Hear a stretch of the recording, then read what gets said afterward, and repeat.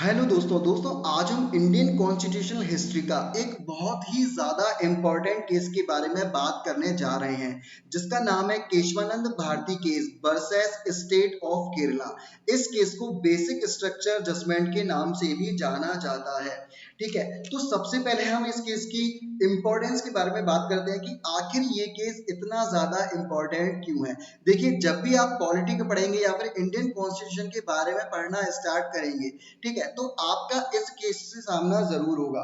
तो सबसे पहले इसकी इंपॉर्टेंस इतनी क्यों है। देखिए, ये जो केस था वो अब तक भारत की हिस्ट्री में सबसे लॉन्गेस्ट चलने वाला केस था, जो कि 68 डेज तक चला था। साथ ही साथ इसमें अब तक की सबसे बड़ी बेंच 13 जजेस की बेंच बैठी थी इस केस के जजमेंट को देने के लिए। साथ ही साथ इस केस के लिए 70 से भी ज्यादा देशों के संविधान को खंगाला गया था और इस केस का जो जजमेंट दिया गया था वो दिया गया था 703 पेजेस के जजमेंट में।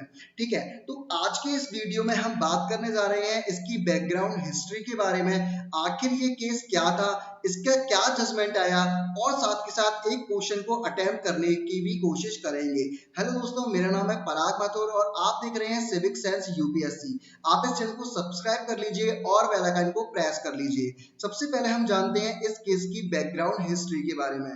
दोस्तों देखिए, देश को आजाद हुए 10 से 15 साल ही हुए थे और देश में एक सिस्टम अभी भी बरकरार था, वो था जमींदारी सिस्टम।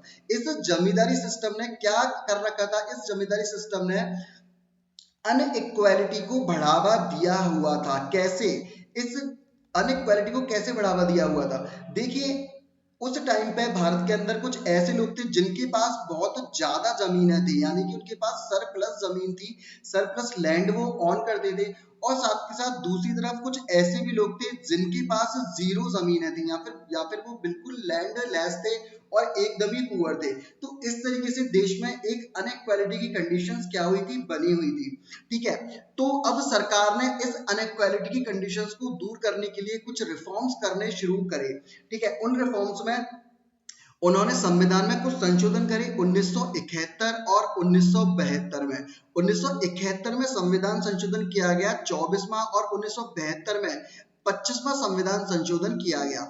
24वां संविधान संशोधन जो कि 1971 में किया गया था, उसमें संसद को मौलिक अधिकारों को कमजोर करने का अधिकार दिया गया था। यानी कि संसद को अब ये अधिकार रहेगा कि वो किसी भी फंडामेंटल राइट को, है ना, अबॉलिश कर सकती है, खत्म कर सकती है। साथ ही साथ जो 1972 में 25वां संविधान संशोधन अधिनियम आया था, उसमें सरकार को प्राइवेट प्रॉपर्टी को पब्लिक यूज के लिए एक्वायर करने का अधिकार दिया गया था और कंपनसेशन तय करने का अधिकार वो भी पार्लियामेंट को दिया गया था।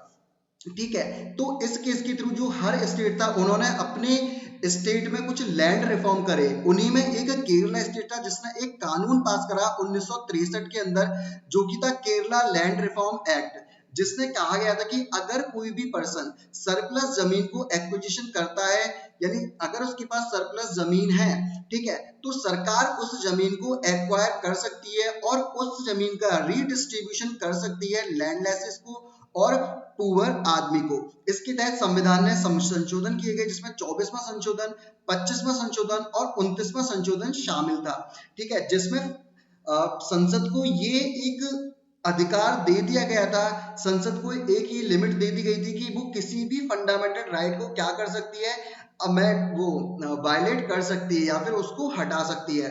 ठीक है, अब इस केस के बारे में जानते हैं कि ये केस क्या था। देखिए, केरला ने जब अपने यहाँ पे केरला लैंड रिफॉर्म एक्ट को लाया, तो उस टाइम केरला में एक मठ हुआ करता था जिसका नाम था एडनीर मठ, और केशवानंद भारती उस मठ के कौन थे, मठाधीश। ठीक है, तो केशवानंद भारती के पास जो उस टाइम जमीनें थी वो सरकार ने अपने अंडर में ले ली थी। तो केशवानंद भारती ने केरला हाईकोर्ट में एक केस फाइल किया और वो केरला हाईकोर्ट से होता हुआ सुप्रीम कोर्ट पहुंचा। उस केस में ये आर्ग्यूमेंट दिया गया था कि ये जो अमेंडमेंट करे गए हैं संसद के द्वारा, ये संविधान के बेसिक स्ट्रक्चर को वायोलेट करते हैं। संविधान की जो बेसिक स्ट्रक्चर डॉक्ट्रिन है उसको वायोलेट करते हैं। इस केस में फिर सुप्रीम कोर्ट के द्वारा फैसला दिया गया, जजमेंट दिया गया, जिसमें जो बेसिक स्ट्रक्चर डॉक्ट्रिन थी संविधान की, उसको बरकरार रखा और साथ के साथ पार्लियामेंट को ये भी पावर दी गई कि वो कॉन्स्टिट्यूशन का क्या कर सकती है, अमेंडमेंट कर सकती है, लेकिन उस अमेंडमेंट से किसी भी संविधान के बेसिक स्ट्रक्चर को नुकसान नहीं होना चाहिए। इस केस का जो जजमेंट आया था वो आया था 24 अप्रैल 1973 को 7:6 में, और इस केस में जीत हुई थी स्टेट गवर्नमेंट की, यानी केरला स्टेट गवर्नमेंट की।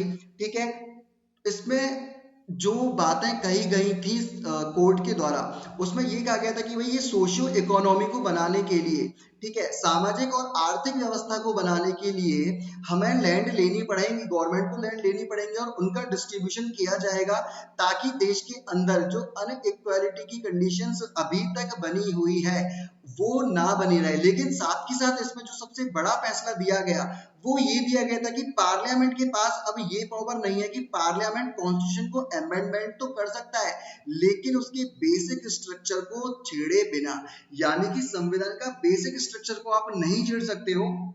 बाकी आप संविधान में कुछ भी संशोधन करना चाहो आप कर सकते हो। ठीक है, इसके बाद अपन एक क्वेश्चन करेंगे। इस क्वेश्चन में पूछा गया है कि with reference to the constitution of India consider the following statement, जिसमें पहला स्टेटमेंट है कि no high court shall have the jurisdiction to declare any central law to be constitutional invalid, और सेकंड स्टेटमेंट है an amendment to the Constitution of India cannot be called into question by the Supreme Court of India। ये इसके option दे रखे हैं और मैं उम्मीद करता हूं कि आप इसका आंसर हमें कमेंट बॉक्स में जरूर बताएंगे। अगली वीडियो में मिलते हैं, तब तक जय हिंद जय भारत।